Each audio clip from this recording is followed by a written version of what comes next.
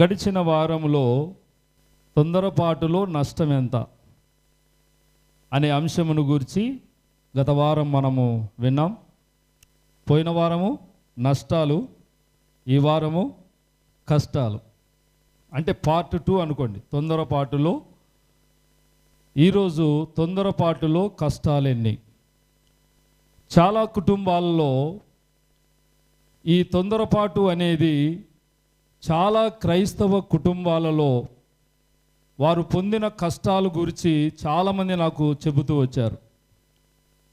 అంటే ఒక చిన్న తొందరపాటు వలన చేసిన పని వారి కుటుంబాన్ని అధోపాతాళానికి నెట్టివేసింది. కాబట్టి దేవుని పిల్లలు ఏ విషయంలో కూడా తొందరపడకుండా జాగ్రత్త పడాలి. తొందరపాటుతనము అనేది జీవితంలో మనము కోలుకోలేని కష్టాలు మన జీవితంలో ఎదురవుతాయి.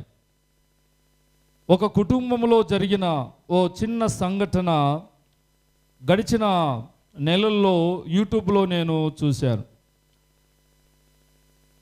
ఒక భార్య పురుగుల మందు తాగింది సడన్గా. అంటే భర్తతో గొడవపడి ఏం తాగింది? పురుగుల మందు తాగింది. పురుగుల మందు తాగింది అని ఆ భార్య వాళ్ళ అన్న తమ్ముళ్లకు పుట్టింటి వాళ్ళకు తెలిసి వాళ్ళు ఏం చేశారంటే ఆ ఇంటి మీదకి వచ్చి బావగారిని పట్టుకొని పక్కకు లాక్కొని వెళ్ళి కత్తులతో పొడిచి చంపేసినారంట. కత్తులతో పొడిచి చంపేసినారు. అంటే మా అక్కను నువ్వు పురుగుల మందు తాగేటట్టు వేధించినావు నీవు, కాబట్టి నువ్వు బ్రతకడానికి వీలు లేదని చెప్పేసి ఆ భార్య యొక్క అన్నదమ్ములు వచ్చి ఆ ఇంటి పక్కన చెట్టు ఉంటే చెట్టు చాటుకు తీసుకొని వెళ్ళి కత్తులతో పొడిచి చంపేశారట. వాళ్ళకి 2 పిల్లలు ఉన్నారు. ఒక కూతురు, ఒక కుమారుడు, 2 పిల్లలు ఉన్నారు.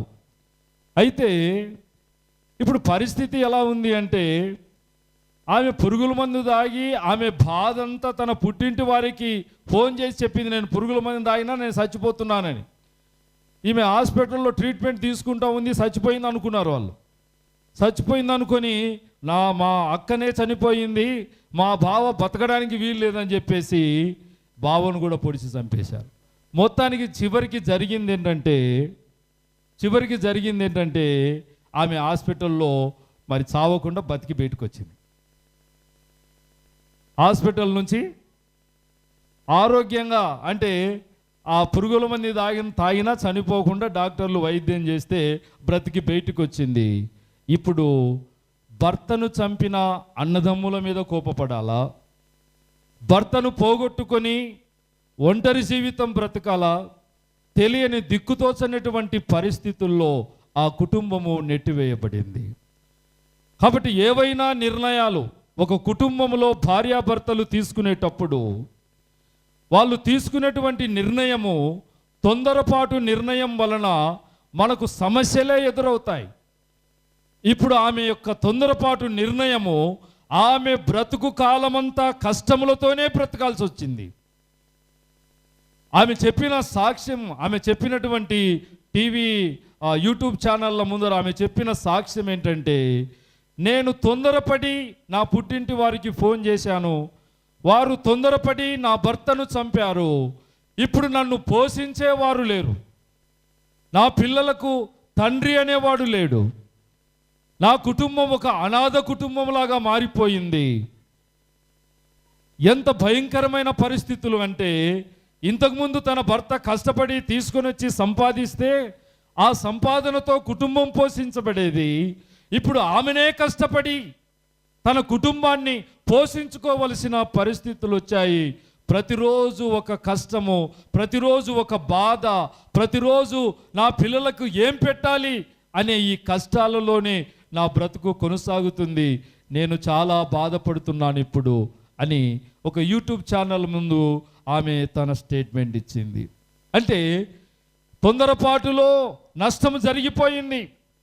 ఆ తొందరపాటులో జరిగిన నష్టం పూడ్చుకుందామన్నా పూడ్చుకోవడానికి అవకాశం లేని రీతిలో ఒక తొందరపాటు ఒక కుటుంబాన్ని నాశనం చేసింది.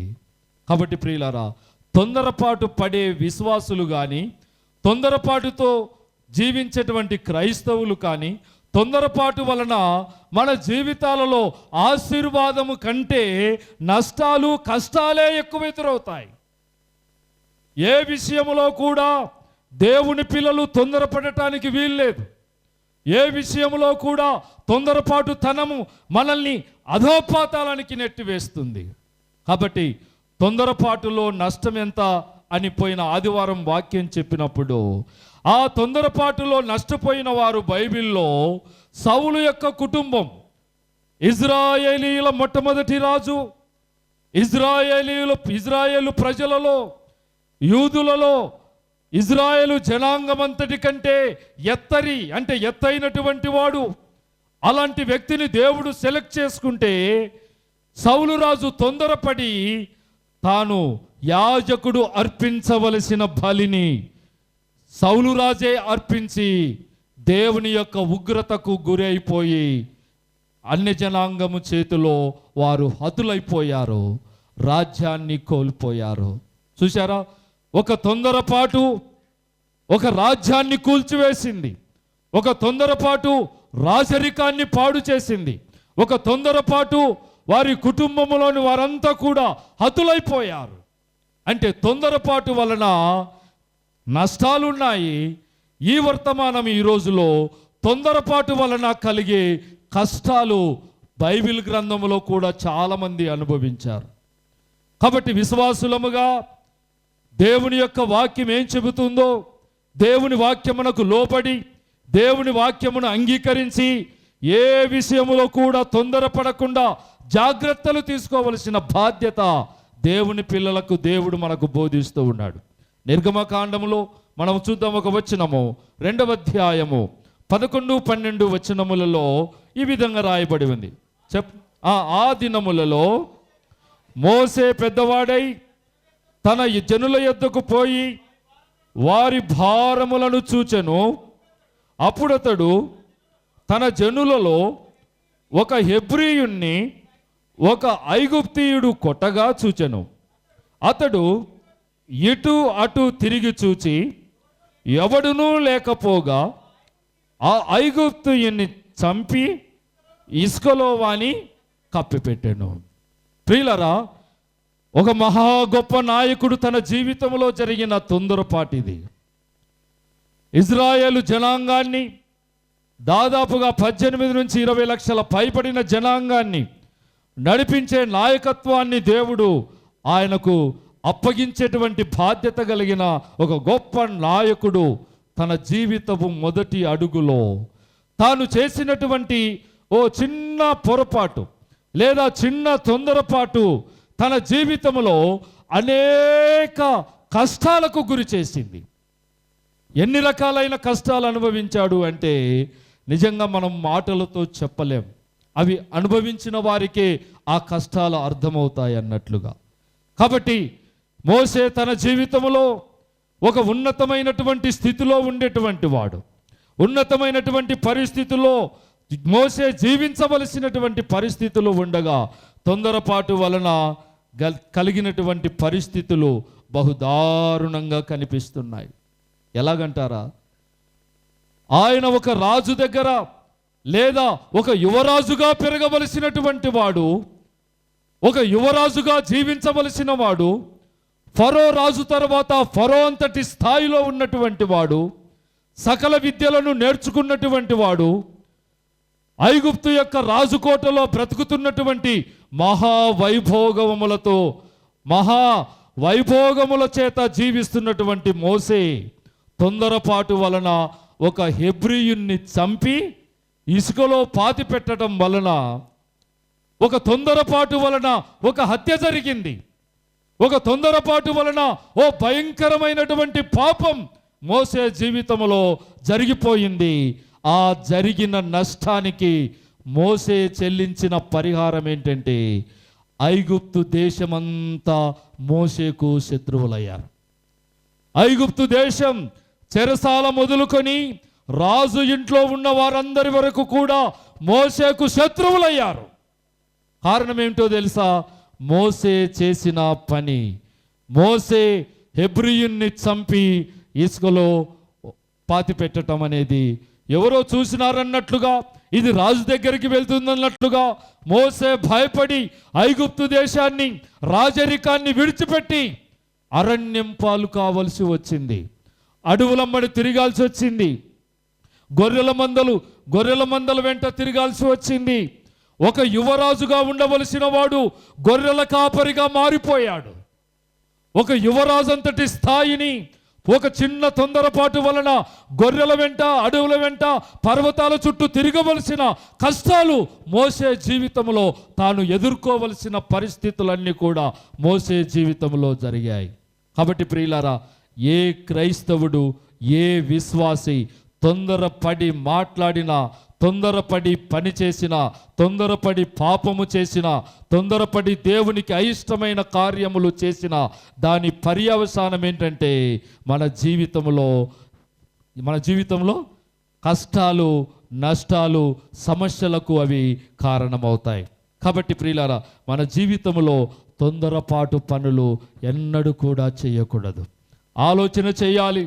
దేవుని సన్నిధిలో ప్రార్థన చేయాలి. దేవా, నేను ఈ మాటలు మాట్లాడబోతున్నాను.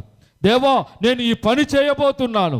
దేవా, నా ఇంట్లో ఈ సమస్య ఉంది, నా ఇంట్లో పరిస్థితులు ఉన్నాయి, అవి ఏవైనా కావచ్చు, కానీ దేవుని సన్నిధిలో అడగకుండా తొందరపడి చేసే ప్రతి పనికి దాని వలన నష్టాలు, కష్టాలే అనేక కుటుంబాలు ఎదుర్కొంటూ ఉన్నారు. అలాగే మోషే తన జీవితంలో కూడా అలాంటి కష్టమే ఎదురయ్యింది. కాబట్టి ప్రియులారా, చూడండి, 1కి 10 సార్లు మనము ఆలోచన చేసి మనం ఆ పని చేయగలగాలి. అప్పుడు దేవుడు నీ మీద దృష్టి ఉంచి నీకు ఆలోచన చెబుతానంటున్నాడు ఆయన. దేవుడు నిన్ను ఆశీర్వదించే దేవుడు ఆయన. ఆయన నిన్ను ఎన్నడూ కూడా మర్చిపోయే దేవుడు కాదు. కీర్తన 115లో యెహోవా మమ్మును మర్చిపోలేదు, ఆయన మమ్మును ఆశీర్వదించుననే మాట రాయబడి ఉంది. దేవునికి స్తోత్రం చెబుదాం. ఎవరు మనకున్నారు? కష్టాల్లో నెట్టివేసే దేవుడు కాదు, నష్టాలలోనికి నెట్టివేసే దేవుడు కాదు, బలహీనతల చేత బంధించేటువంటి దేవుడు కాదు. ఆయన సన్నిధిలో ఆయన ఆలోచన కొరకు మనము కనిపెడితే, ఆయన ఆలోచన కొరకు ఎదురు చూస్తే, మీ మీద దృష్టి ఉంచి మీకు ఆలోచన చెబుతానన్నాడు దేవుడు. దేవుడు ఆలోచన చెబితే 100కి 1000% నీ కుటుంబము సక్సెస్ అవుతుంది. నీ కుటుంబములో విజయాలను నా దేవుడు ఇచ్చునుగాక. ఆమేన్, హల్లెలూయా. ఆశీర్వాదం వెంట ఆశీర్వాదం ఎప్పుడు ఇస్తాడో తెలుసా? మనము దేవుని సన్నిధిలో తొందరపడకుండా ఆయన సన్నిధిలో అడిగి, మనం అడిగిన ప్రతి దానిని మనం పొందుకోబోతున్నాం. అడుగు ప్రతివాడు పొందుకుంటాడట. అడుగు ప్రతివాడు పొందుకున్న నేను వాక్యం చెబుతూ ఉంది. నీ కష్టం ఏదుందో, నీ బాధ ఏదుందో, నీ బలహీనత ఏదుందో, నీ సమస్య ఏదుందో, నీ రోగం ఏదుందో, నీ పరిస్థితులు ఏమున్నాయో, వీటన్నిటిని కూడా దేవుని సన్నిధిలో నీవు అడిగితే తప్పనిసరిగా నా దేవుడు విజయాన్ని ఇవ్వటానికి నీ ముందు ప్రత్యక్షమవుతాడు. హల్లెలూయా, హల్లెలూయా. చాలా మంది తొందరపాటు వలన నష్టాలు, కష్టాలు ఎదుర్కొంటూ జీవితంలో లేవలేని పరిస్థితుల్లో వేదన చెందుతున్న వారు ఎంతోమంది మన చుట్టూ కనిపిస్తారు. యూట్యూబ్ తెరిస్తే సమస్యలు, భార్యాభర్తల సమస్యలు, అన్నదమ్ముల సమస్యలు, పొలాల సమస్యలు, సంఘ సమస్యలు, సేవకుల సమస్యలు, తర్వాత విశ్వాసుల కుటుంబాలలో సమస్యలు ఎన్నో మనకు కనిపిస్తూ ఉన్నాయి. వీటన్నిటికీ కారణం ఏంటంటే, నాకు అర్థమైంది, దేవుడు నాకు జ్ఞాపకం చేస్తుంది ఏంటంటే, మన జీవితాల్లో తొందరపాటు అధోపాతాళానికి నెట్టివేస్తూ ఉంది. మోసే చిన్న తొందరపాటు రాజరికపు హోదాలో నుండి గొర్రెల కాపరి హోదాలోనికి నెట్టివేసింది. ఎంత ప్రమాదకరమైన పరిస్థితులు. 40 సంవత్సరాలు ఐగుప్తులో ఉన్నాడు, 40 సంవత్సరాలు అరణ్యములో ఉండాల్సి వచ్చింది. 40 సంవత్సరాలు ఒక చిన్న తప్పిదానికి, ఒక చిన్న తొందరపాటుకు 40 సంవత్సరాలు కష్టాలు అనుభవించాల్సి వచ్చింది. ఎన్ని రోజులండి? ఒకరోజు కాదు, వారం కాదు, నెల కాదు, సంవత్సరం కాదు, 40 సంవత్సరాలు అరణ్యాల వెంట తిరగాల్సి వచ్చింది మోసే. ప్రియులారా, మనకు అలాంటి పరిస్థితులు రాకుండా ఉండాలి అంటే దేవుని సన్నిధిలో ప్రార్థించే విశ్వాసులంగా మనం మారాలి. దేవుణ్ణి అడిగే విశ్వాసులంగా మారాలి. ప్రార్థన చేసే విశ్వాసులుగా మారాలి. దేవుని ఆలోచన కొరకు కనిపెట్టే విశ్వాసులంగా మనం మారాలి. దేవునికి స్తోత్రం. హల్లెలూయా. ఈ తొందరపాటులో పడి నష్టపోయే వారంతా కూడా వారి జీవితాల్లో చేసే పనులు ఏంటంటే, మొట్టమొదటిది ఏంటంటే దేవుని మీద వారు ఆధారపడరు. మొట్టమొదటిగా తొందరపడే వాళ్ళంతా చేసే పని ఏంటంటే వారు దేవుని ఆలోచనను అడగరు. దేవుని సన్నిధిలో ప్రార్థన చేయరు.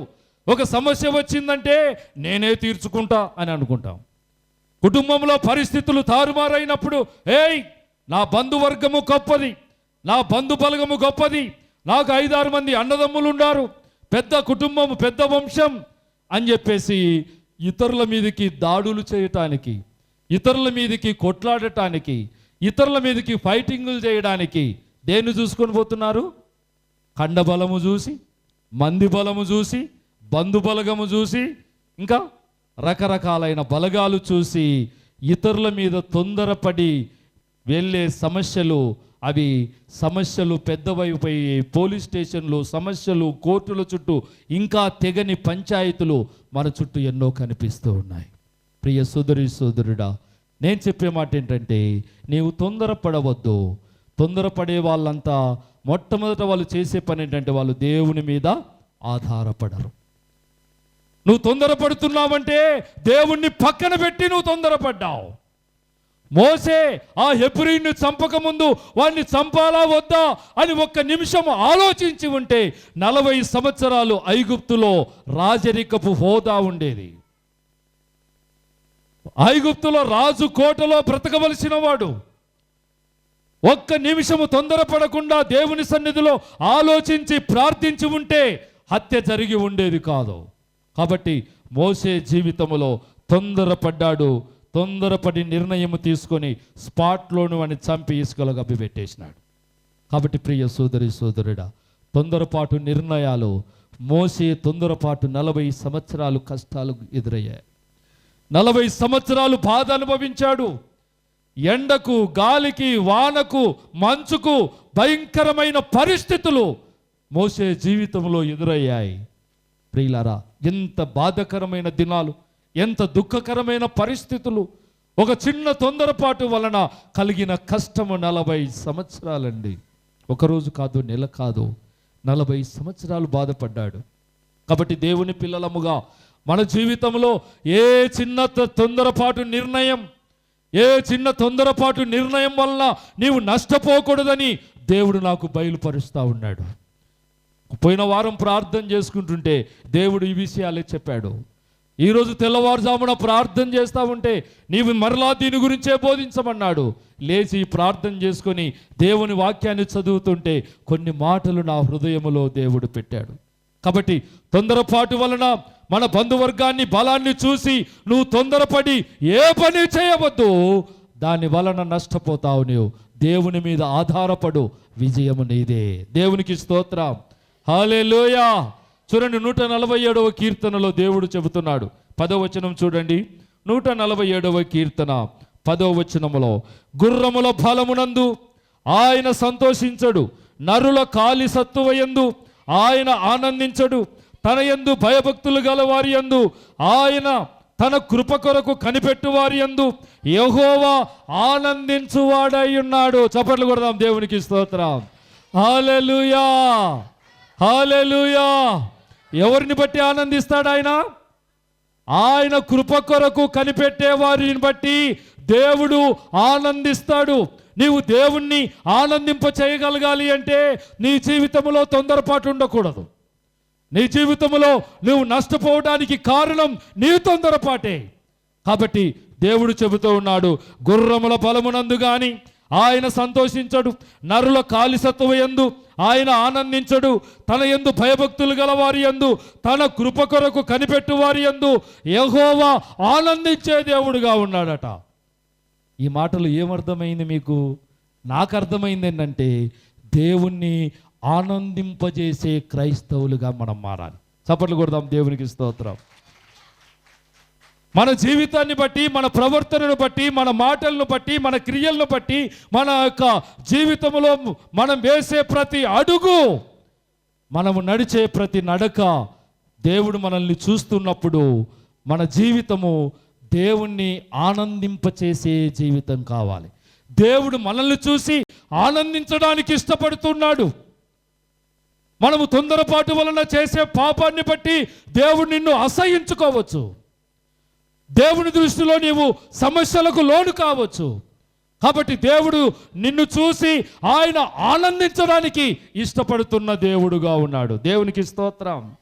ఏం చేయాలి ఈ రోజు నుంచి మనం అంటే దేవుణ్ణి సంతోషపెట్టే క్రైస్తవులంగా మనం మారుదుము గాక. ఆమేన్. ఎవరిని సంతోషపెట్టాలి? దేవుణ్ణి సంతోషపెట్టే వారంగా మనం మారాలి. ఎందుకంటే ఏ పని చేసినా, అది చిన్న పని అయినా పెద్ద పని అయినా, దేవుని సన్నిధిలో ప్రార్థించి దేవుని చిత్త ప్రకారం అడుగు వేయటము అది ఆశీర్వాదానికి సూచన. దేవునికి స్తోత్రం. కాబట్టి కొన్ని తొందరపాట్లు మనము పూడ్చుకోలేని తొందరపాట్లు ఉంటాయి. గత వారం కూడా చెప్పారు. ఒకటి, ప్రాణం పోయినా మరలా తెచ్చుకోలేము. పాపం ఆ సహోదరి భర్త మీద పడి దాడి చేసి చంపారు, కానీ ప్రాణం వస్తుందా? రాదు. తొందరపాటు వలన తన జీవితం కష్టాల్లోనికి నెట్టివేయబడింది. ఇంకొకటి, పెళ్ళి కూడా తొందరపాటు వలన పెళ్ళి జరిగిందంటే అయిపోయాక జీవితాంతం ఒకరికొకరు భరించాల్సిందే, బాధపడాల్సిందే. మంచోడైనా భరించాల్సిందే, చెడ్డోడైనా భరించాల్సిందే. భార్య కూడా మంచిదైనా భరించాల్సిందే. ఎలాంటి ఉన్నా ఇంకా మనం తప్పించుకోవడానికి లేదు. ఇక అంటే కొన్ని తొందరపాట్లు సరిచేసుకోలేని పరిస్థితుల్లోనికి మనల్ని నెట్టివేస్తాయి. కాబట్టి దేవుని సన్నిధిలో దేవుని పిల్లలు ఆలోచించి అడుగు వేయటం ద్వారా అద్భుతమైన ఆశీర్వాదాలు నా దేవుని నుండి మనం పొందుకుంటాం. దేవునికి స్తోత్రం. హల్లెలూయా. కాబట్టి ప్రియులారా, 40 సంవత్సరాలు కష్టాన్ని అనుభవించి మొత్తానికి దేవుని యొక్క ప్రత్యక్షతను పొంది మరలా ఐగుప్తు దేశానికి దేవుని మాట ప్రకారం వచ్చి ఐగుప్తీయుల్ని విడిపించటానికి దేవుని చేత ప్రత్యేకించబడిన నాయకుడుగా మోషేను దేవుడు తయారు చేశాడు. దేవునికి స్తోత్రం. తన తొందరపాటు వలన 40 సంవత్సరాలు కష్టాలు, బాధలు అనుభవించినా తిరిగి దేవుడు మోషేను ఎన్నుకున్నాడు. మోషేను ప్రత్యేకపరుచుకున్నాడు. ఒక గొప్ప బలమైనటువంటి వ్యక్తిగా దేవుడు మోషేను నిలబెట్టాడు. చప్పట్లు కొడదాం, దేవునికి స్తోత్రం. నీ జీవితంలో కూడా తొందరపాటు వలన ఏవైతే నష్టపోయావో, తొందరపాటు వలన ఏ బాధలు అనుభవించావో, తొందరపాటు వలన నీ కుటుంబంలో విచ్ఛిన్నకరమైన పరిస్థితులు ఎదురయ్యాయో, ఈరోజు నా దేవుడు చెబుతూ ఉన్నాడు, నీవు కోల్పోయినవన్నీ నా దేవుడు నిన్ను ఉన్నతమైన స్థితిలోనికి నా దేవుడు ఎక్కించబోతున్నాడు. హల్లెలూయా, హల్లెలూయా. మోషే తొందరపాటులో 40 సంవత్సరాల కష్టాన్ని అనుభవించిన తిరిగి ఇజ్రాయేలు జనాంగాన్ని నడిపించే ఒక గొప్ప నాయకుడిగా దేవుడు లేపాడు.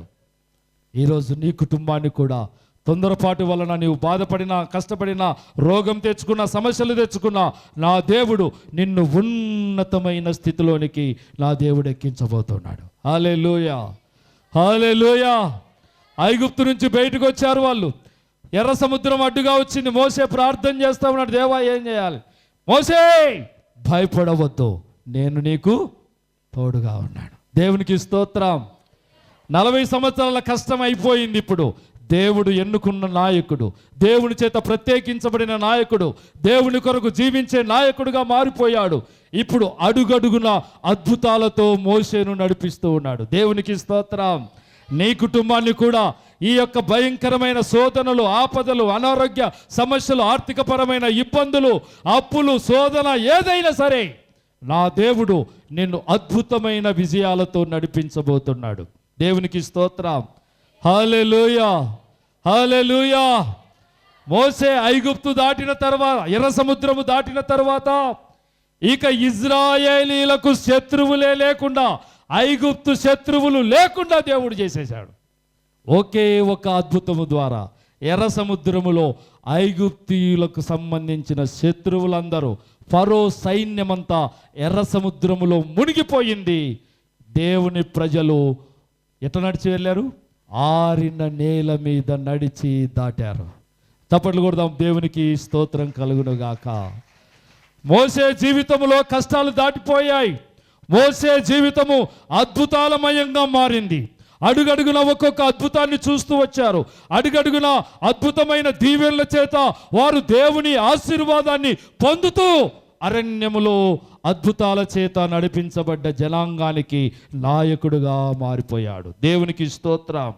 హల్లెలూయా, హల్లెలూయా. కాబట్టి ప్రియులారా, తొందరపాటు వలన నష్టపోయిన మాట వాస్తవమే. మరలా ఆ నష్టములో నుంచి దేవుడు ఉన్నతమైన స్థితిలోనికి కూడా ఎక్కించిన దేవుడు. కాబట్టి ప్రియులారా, దావీదు తన జీవితంలో సింహాన్ని, ఎలుగుబంటిని చీల్చివేసినటువంటి వాడు, దేవుని యందు భయభక్తులు కలిగిన వాడు. తన జీవితంలో కూడా కొన్ని చిన్న చిన్న పొరపాట్లు, తొందరపాటు వలన జరిగిన పరిస్థితులు ఉన్నాయి. కానీ ప్రియులారా, దావీదు జీవితంలో తాను రాజయ్యేసరికి, తను రాజయ్యే నాటికి తనకు శత్రుశేషమే లేకుండా దేవుడు చేశాడు. అంటే సౌలు ఇంటిలో ఎవ్వరు లేకుండా చేసేసాడు. అంటే దేవుడు తన జీవితంలో దేవుని మీద ఆధారపడిన వారిని ఆయన ఎన్నడూ కూడా విడిచిపెట్టే దేవుడు కాదు. మోసే చేసిన చిన్న తొందరపాటు పని తన జీవితము కష్టాల్లోనికి నెట్టివేసింది. కాబట్టి ప్రియులారా, తొందరపాటు పడేవాడు దేవుని మీద ఆధారపడాడు. రెండవది ఏంటంటే, తొందరపాటు పని చేసే వాళ్లకు వారి జీవితంలో మాయని మచ్చలు మిగిలిపోతాయి. చరిత్రలో ఏం మిగిలిపోతాయి? మచ్చ మిగిలిపోతుంది. ఒక వ్యభిచారం చేశాడు అనుకోండి, ఒక యవనస్తుడు భార్యను పెట్టుకొని వ్యభిచరిస్తే అదంతా కూడా ఇంట్లో తెలిసి, బయట తెలిసి, ఇంటి పక్కల వాళ్ళకి తెలిసి, ఊర్లో తెలిసి ఏమైపోతుంది? అని చూడగానే వీడు పలాని వ్యభిచారి అని అర్థమైపోతుంది. అంటే పలాని వ్యక్తిని చూడగానే ఇతడు వ్యభిచారి అని అర్థమైంది. అంటే అతడు క్షమాపణ పొందినా, యేసు రక్తములో కడగబడినా, తిరిగి భక్తిపరుడుగా మార్చబడినా, తన ముఖము చూడగానే తన వ్యభిచారం సంబంధమైన ఆ క్రియలు కనిపిస్తాయి. కాబట్టి మోసే జీవితంలో అలాంటి మచ్చనే ఒకటి తన జీవితంలో జరిగిపోయింది. ఆ సీనాయి కొండ మీదికి వెళ్ళినప్పుడు దేవుడు ఏమిచ్చాడు? 10 ఆజ్ఞల పలకలు మోసేకు దేవుడిచ్చాడు. 10 ఆజ్ఞ పలకలు తీసుకొని ఆయన ఆ పలకలో దేవుడు ఏం రాశాడా అని ఇలా చూస్తే అందులో ఒక ఆజ్ఞ ఉంది. ఆ ఆజ్ఞ ఏంటంటే నరహత్య చేయకూడదు అనే ఆజ్ఞ ఉంది. 10 ఆజ్ఞల్లో నరహత్య చేయకూడదు అనే ఆజ్ఞ ఉంది. ఆ ఆజ్ఞను మోసే చూచి ఉంటాడు. ఆ ఆజ్ఞను చూడగానే తన హృదయమంతా వేదనతో నింపబడి ఉంటుంది. అయ్యో, ఒకప్పుడు నేను ఐగుప్తులో ఒక హెబ్రీని చంపేశాను కదా, ఒక ఐగుప్తీయుణ్ణి చంపేశాను. ఎంత బాధకరమైన, దుఃఖకరమైన పరిస్థితి ఇది అని చెప్పేసి ఎంత బాధపడి ఉంటాడో. అంటే మోసే తన జీవితంలో జరిగినటువంటి ఆ మచ్చ తాను బ్రతికి ఉన్నంత కాలము తనను వేదనకు గురి చేసింది. అందుకే విశ్వాసులు చేసే కొన్ని పాపాలు అవి హృదయంలో అలాగనే ఉండిపోతాయి. ఇప్పుడు ఒక బిందెకు లొక్కుబడింది అనుకోండి, దాన్ని సరి చేసినా దానికి ఏం కనిపిస్తుంటుంది? లొక్కు కనిపిస్తూనే ఉంటుంది. ఇది కింద పడిన బిందె, ఇది కింద పడిన చెంబు, ఇది లొక్కు పడినటువంటి పాత్ర అని అది కనిపిస్తూ ఉంటుంది. అంటే జీవితంలో జరిగినటువంటి తొందరపాటు వలన జరిగినటువంటి పాపాలు అవి మచ్చలుగా చరిత్రలో అలాగ నిలిచిపోవలసిందే. నువ్వు క్షమాపణ పొందవచ్చు, యేసు రక్తంలో కడగబడవచ్చు, పాప క్షమాపణ పొంది ఉండవచ్చు, కానీ ఆ మచ్చలు నీ జీవితంలో తొలగిపోవు. మోసే తాను చేసిన హత్య మనసులో తలుచుకుంటూ ఎంత కృంగిపోయి ఉంటాడో ఆ సందర్భంలో మనకు బైబిల్లో రాయబడలేదు. నిజంగా చాలా బాధపడి ఉంటాడు. నరహత్య చెయ్యకూడదు. తన జీవితంలో పొరపాటున, తొందరపాటున ఒక హత్య జరిగిపోయింది. కాబట్టి విశ్వాసులు నేర్చుకోవలసిన పాఠం ఏంటంటే, తొందరపాటు వలన చేసే పాపాలు మన జీవితాంతం అవి మచ్చలుగా మిగిలిపోతాయి. కింద పడ్డామనుకోండి, ఆపరేషన్ చేసి కుట్లేసినారు అనుకో, అది పోతుంది. ఇంకా ఎంతవరకు పోదు, అది చచ్చేంత వరకు పోతుంది. కాబట్టి తొందరపాటు వలన జరిగే పాపాలు అవి మచ్చలుగా చరిత్రలో నిలిచిపోతాయి. కాబట్టి మొదటిది, తొందరపాటు పడేవాళ్ళు దేవుని మీద ఆధారపడరు. రెండవది, తొందరపాటు పడేవారు జీవితాంతం ఆ మచ్చలు చరిత్రలో నిలిచిపోయి ఉంటాయి. కాబట్టి ప్రియులారా, చాలా జాగ్రత్త కలిగినటువంటి విశ్వాసులముగా మనము జీవించాల్సి ఉంది. దావీదు బత్షెబాతో పాపం చేశాడు. ఇప్పటికీ మనం చెప్పుకుంటున్నామా? వాళ్ళ జీవితం ఎప్పుడో గతించిపోయింది. కానీ దావీదు చేసిన పాపాన్ని ఇప్పటికీ బైబిల్ గ్రంథంలో రాయబడింది. ఇప్పటికీ మనం వాటిని గురించి చెబుతూ బాధపడిన సందర్భాలు. దావీదు ఎన్నిసార్లు బాధపడి ఉంటాడు, దావీదు ఎన్నిసార్లు ఏడ్చి ప్రార్థన చేశాడో. తన తొందరపాటు వలన జరిగిన ఆ యొక్క చిన్న పాపము పెద్ద పాపమైన ఆ తన జీవితంలో జరిగిన ఆ పాపమును తలపోసుకుంటూ ఏడుస్తూ కన్నీళ్లు కారుస్తూ తిరిగి నాకు రక్షణానందము ప్రసాదించమని దేవుని పాదాలు పట్టుకొని ఏడ్చిన దినాలు ఎన్నో.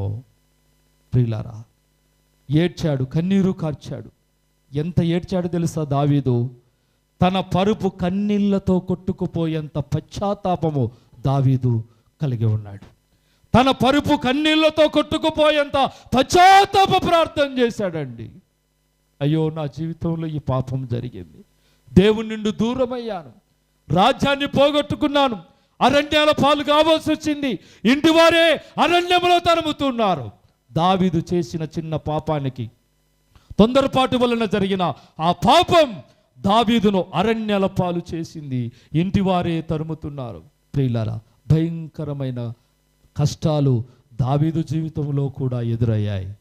అయితే దేవుడు దావీదును కృప చూపాడు, క్షమాపణ అడిగాడు, తన పరుపు కొట్టుకుపోయేంత కన్నీళ్లు కార్చాడు, పశ్చాత్తాపపడ్డాడు, దేవుని పాదాలు పట్టుకున్నాడు. దేవా, నీ సహాయం నాకు కావాలి, దేవా నీవు నాకు కావాలి అని తన పాపాలను ఒప్పుకుంటూ ఏడ్చి ప్రార్థన చేసిన దావీదు దేవుడు ఏమన్నాడు తెలుసా? ఒక మంచి సాక్ష్యం చెప్పాడు. నేను యేసయ్య కుమారుడైన దావీదును కనుగొంటిని, అతడు నా ఇష్టానుసారుడైన మనుష్యుడు, నా ఉద్దేశములన్నీ నెరవేర్చువాడు ఇతడే. చప్పట్లు కొడదాం, దేవునికి స్తోత్రం. తొందరపాటు వలన పాపం చేశాడు, కానీ ఆ పాపములో అరణ్యాల పాలయ్యాడు, కష్టాలు ఎదురయ్యాయి, జీవితంలో లేవలేని పరిస్థితులు ఎదురయ్యాయి.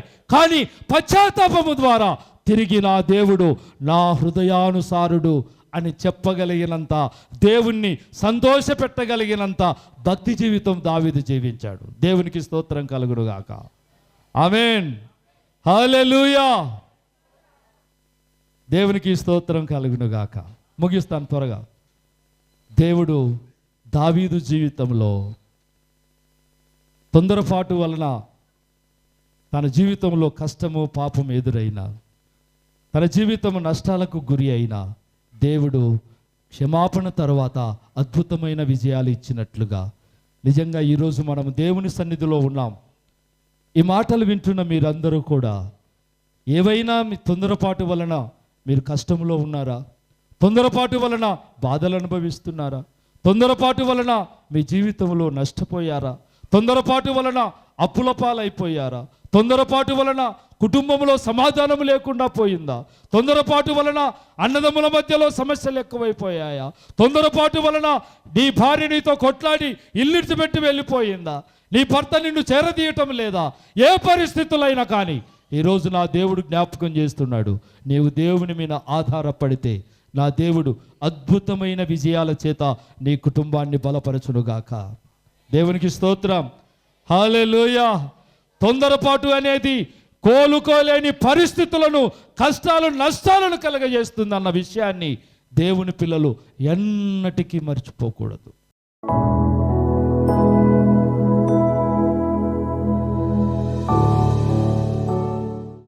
ప్రేమగల మా తండ్రి, మీ పరిశుద్ధమైన నామమును బట్టి నైనా మీకు స్తోత్రాలు. మా జీవితంలో తొందరపాటు అనేక రకాలైన నష్టాలకు, కష్టాలకు నైనా కారణమయ్యింది. నెమ్మది, సమాధానము లేకుండా చేసింది. ఆశీర్వాదాలు లేకుండా జీవిస్తున్నాము, సమస్యల వలయములో కూరుకుపోయి ఉన్నాము. ప్రభువా, మీ కనికరము చూపి ఈ రోజు నుంచి మీ ఆలోచన కొరకు కనిపెట్టి నాయనా మీ ఆశీర్వాద భాగ్యములు పొందే కృపను అనుగ్రహించమని, మీ నామమునకు మహిమ కలిగించుకునమని నాయనా మా సంఘ బిడ్డలందరినీ తొందరపాటులో నష్టాలు పొందకుండా మీ సన్నిధిలో ప్రార్థించి మీ దీవెనలు పొందే కుటుంబాలుగా మార్చి మీ నామమునకు మహిమ కలిగించుకునమని యేసు నామములో ప్రార్థిస్తున్నాము తండ్రి. ఆమేన్.